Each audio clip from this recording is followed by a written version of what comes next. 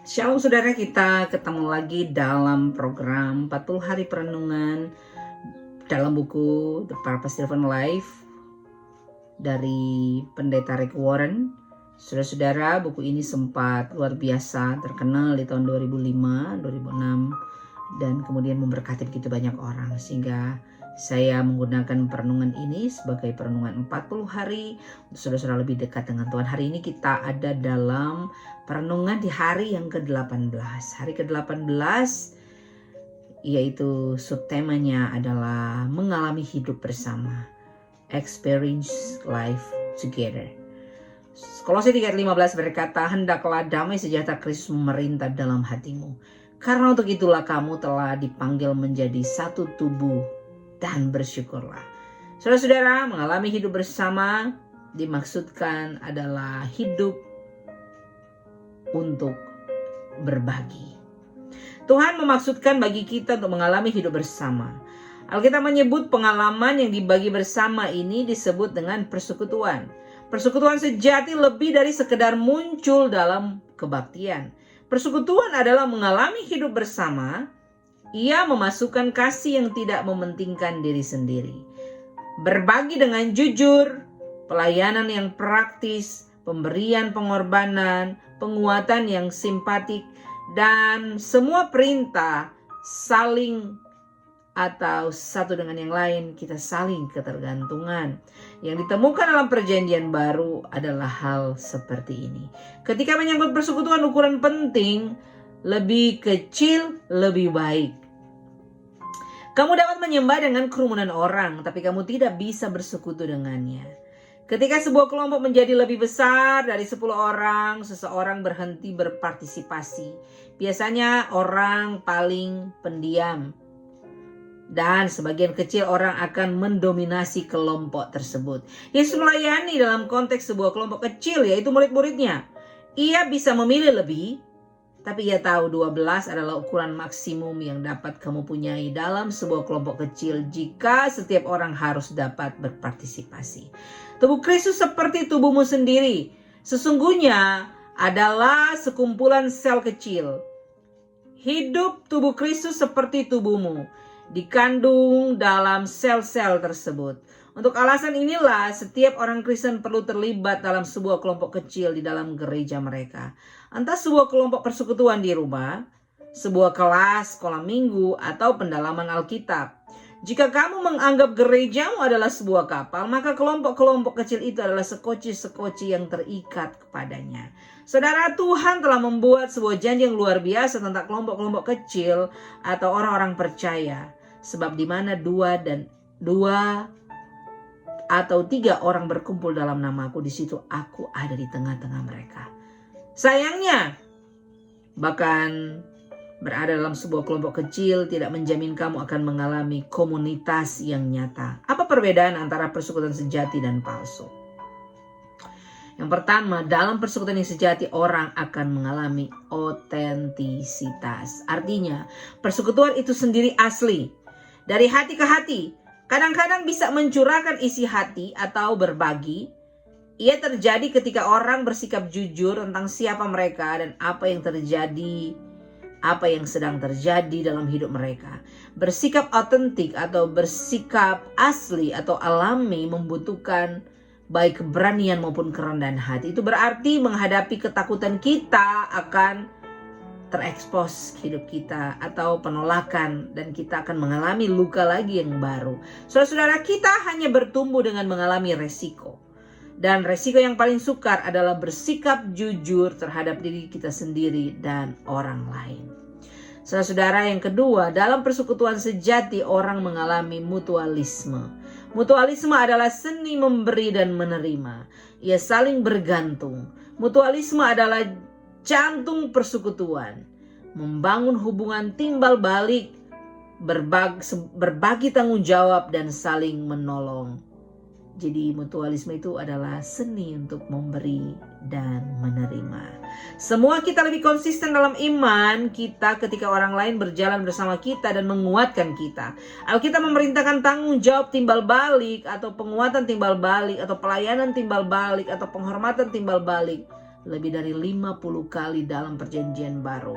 Kita diperintahkan untuk melakukan tugas-tugas berbeda kita satu sama yang lain dan masing-masing memiliki tugas. Saudara, kamu tidak bertanggung jawab untuk semua orang dalam tubuh Kristus, tapi kamu bertanggung jawab kepada mereka. Sekali lagi, kamu tidak bertanggung jawab bagi hidup mereka, tapi kamu secara pribadi harus bertanggung jawab kepada mereka. Tuhan mengharapkan kamu melakukan apa saja yang kamu bisa untuk menolong mereka. Saudara-saudara, yang ketiga adalah persekutuan sejati orang mengalami simpati. Simpati bukanlah memberi nasihat atau menawarkan bantuan dengan cepat. Simpati adalah masuk dan berbagi penderitaan dengan orang lain. Simpati berkata, aku mengerti apa yang sedang kamu alami dan apa yang kamu rasakan. Tidaklah aneh atau tidaklah gila. Simpati memenuhi dua kebutuhan manusia yang mendasar. Kebutuhan untuk dimengerti dan kebutuhan untuk mendapatkan pengasaan dari perasaanmu. Setiap kali kamu mengerti dan mengajak perasaan orang lain, kamu membangun persekutuan. Ada tingkatan-tingkatan yang berbeda dalam persekutuan dan masing-masing tepat bagi waktu yang berbeda. Tingkatan paling sederhana persekutuan adalah persekutuan berbagi dan persekutuan mempelajari firman Tuhan bersama-sama. Tingkatan yang lebih dalam adalah persekutuan melayani, seperti ketika kita melayani bersama-sama dalam perjalanan misi atau proyek amal atau diakonia yang lain. Tingkat yang paling dalam dan intens adalah persekutuan untuk menderita, di mana kita saling memasuki penderitaan dan berduka dan saling menanggung beban. Adalah dalam waktu-waktu krisis yang berat, duka, keraguan kita yang paling saling membutuhkan. Saudara, kita membutuhkan sebuah kelompok kecil sahabat untuk memiliki iman dalam Tuhan bagi kita dan untuk menegakkan kita ketika kita mengalami pergumulan. Saudara-saudara, yang keempat adalah dalam persekutuan sejati orang mengalami belas kasihan. Persekutuan adalah sebuah tempat kasih karunia di mana kesalahan tidak dikorek-korek, tapi dihapuskan. Persekutuan terjadi ketika belas kasihan menang melawan keadilan. Kamu tidak bisa memiliki persekutuan tanpa pengampunan. Tuhan memperingatkan, ampunilah seorang terhadap yang lain.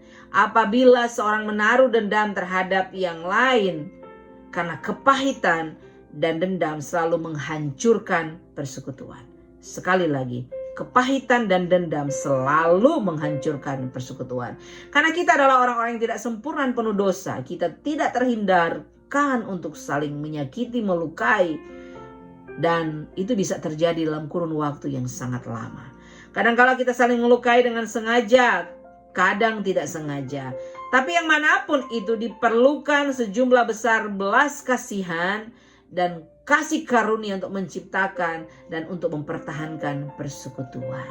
Saudara-saudara, belas kasihan Tuhan bagi kita adalah motivasi untuk menunjukkan belas kasihan saudara bagi orang lain. Sekali lagi, belas kasihan Tuhan yang Tuhan tunjukkan dalam hidup kita adalah motivasi yang utama untuk kita juga mampu memberikan belas kasihan kepada orang lain. Kapan saja kamu dilukai seseorang, kamu punya sebuah pilihan untuk kamu ambil. Akankah aku menggunakan tenaga dan emosiku untuk mendendam atau untuk memecahkannya? Saudara, kamu tidak bisa melakukan kedua-duanya. Kamu harus memilih satu. Kamu akan mencari jalan keluar dengan berdamai, atau kamu akan memiliki dendam dan terus-menerus engkau terluka. Saudara-saudara, banyak orang enggan menunjukkan belas kasihan karena mereka tidak mengerti perbedaan antara kepercayaan dan pengampunan. Pengampunan adalah melupakan masa lalu. Kepercayaan terkait dengan sikap di masa yang akan datang. Saudara-saudara, pengampunan harus segera. Entah seseorang memintanya atau tidak, kepercayaan harus dibangun seiring dengan waktu. Saudara-saudara, kepercayaan membutuhkan sebuah track record. Jika seseorang melukaimu berulang kali, kamu diperintahkan Tuhan untuk langsung mengampuninya. Tapi kamu tidak diharapkan untuk terus membiarkan mereka melukaimu. Mereka harus membuktikan bahwa mereka telah berubah bersama dengan waktu. Tempat terbaik untuk memulihkan kepercayaan adalah di dalam konteks yang mendukung dari sebuah kelompok kecil yang menawarkan baik penguatan maupun komitmen atau tanggung jawab.